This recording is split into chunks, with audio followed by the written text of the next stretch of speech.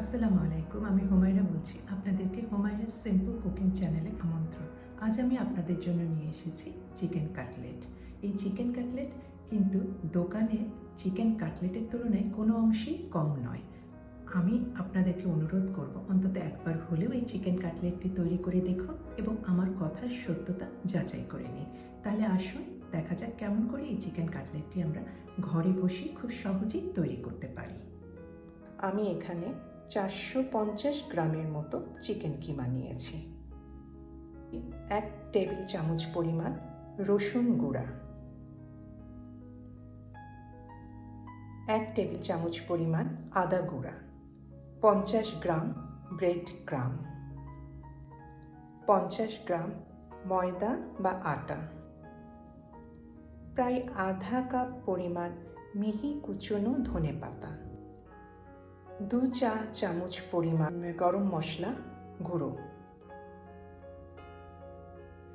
একটি বড় কুচনো লাল পেঁয়াজ। লাল পেঁয়াজই নিতে হবে এমন কোনো কথা নেই, নর্মাল যে সাদা পেঁয়াজটা পাওয়া যায় সেটাই ব্যবহার করতে পারেন। 1 টেবিল চামচ পরিমাণ mustard paste, dark soy sauce এবং আমি কিছু নিয়েছি সিরকা, এটাও 1 টেবিল চামচ পরিমাণ, স্বাদ অনুযায়ী লবণ। আর আমি এখানে কিছু বাড়তি ব্রেড ক্রাম্ব রেখেছি। এই ব্রেড ক্রাম্বটা আমাদের লাগবে কাটলেটটা তৈরি করার সময়। তাহলে আসুন এখন আমরা প্রণালীটা জেনে নেই। প্রথমেই আমি একটি পরিষ্কার বাটি নিয়েছি। এই বাটিতে আমি এখন চিকেন কিমাটা ঢেলে দিলাম। এর সাথে একে একে সমস্ত ইনগ্রেডিয়েন্টগুলি মিশিয়ে নিচ্ছি। প্রথমে দিলাম রসুন গুঁড়া, আদা গুঁড়ো, পেঁয়াজ কুচি, 50 গ্রাম সেই আটা, গরম মশলা গুঁড়ো, ব্রেড ক্রাম্ব, ধনে পাতা কুচি, মাস্টার্ড পেস্ট, 1 টেবিল চামচ সিরকা এবং 1 টেবিল চামচ সয়া সস।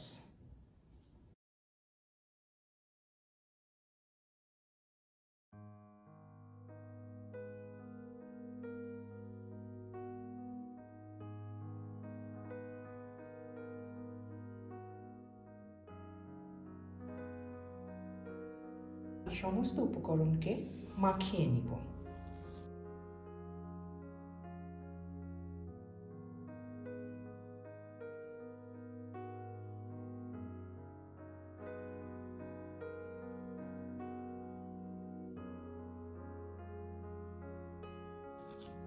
এই আমার মাখানো হয়ে গেল।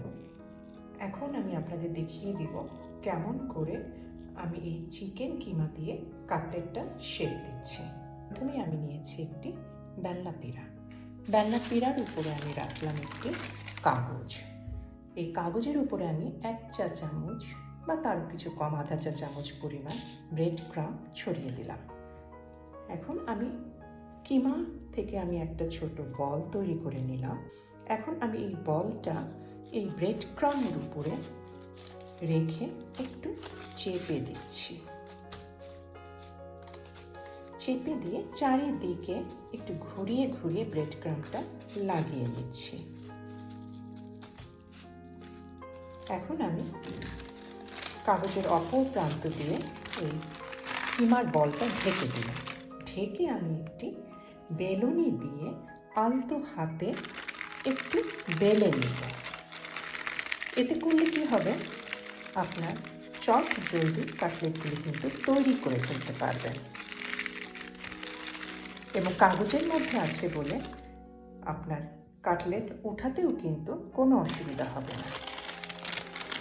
এখন আমি কাগজটা উঠিয়ে দিলাম। মোটামুটি একটা শেপ এসেছে। এখন একটু 2 হাত দিয়ে একটু চেপে চেপে বা চাকু দিয়ে পাশে একটু চেপে চেপে আপনার এখন কাটলেটের ফাইনাল লুকটা নিয়ে আসতে পারেন।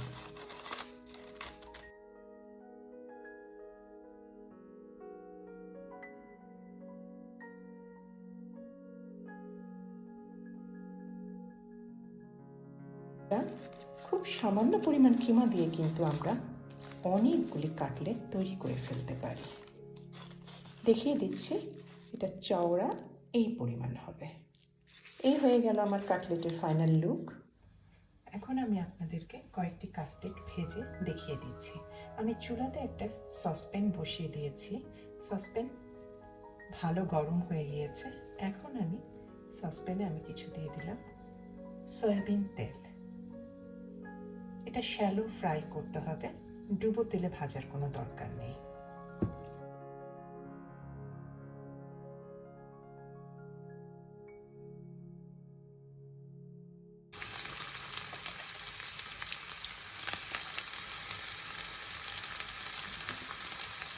একটু সময় দিতে হবে এক পাশ একটু ভালো করে কুক হওয়ার জন্য, এবং এই ক্ষেত্রে চুলার আঁচ হবে মিডিয়াম।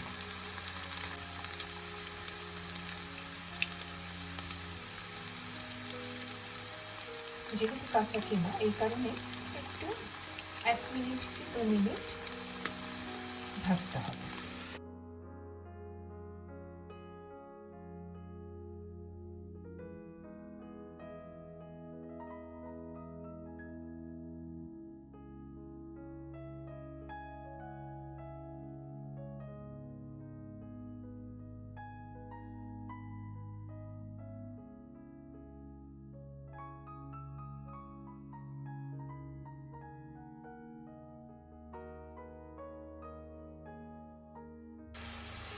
এই কাটলেট আপনার বিকালের নাস্তা এবং অতিথি আপ্যায়নে অতুলনীয়। এই কাটলেট আপনারা ফ্রোজেন করেও রাখতে পারবেন মাসখানেকের উপরে।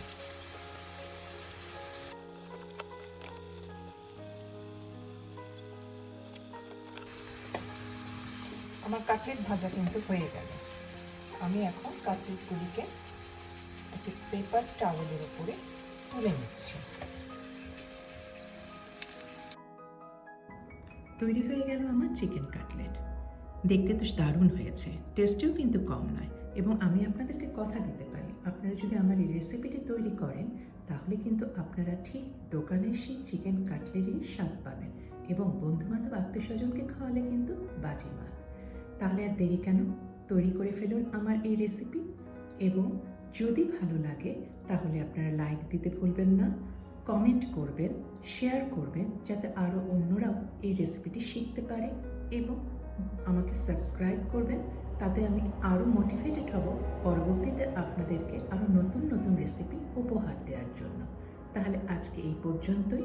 সবাই ভালো থাকবেন, সুস্থ থাকবেন, আনন্দে থাকবেন। আল্লাহ হাফেজ।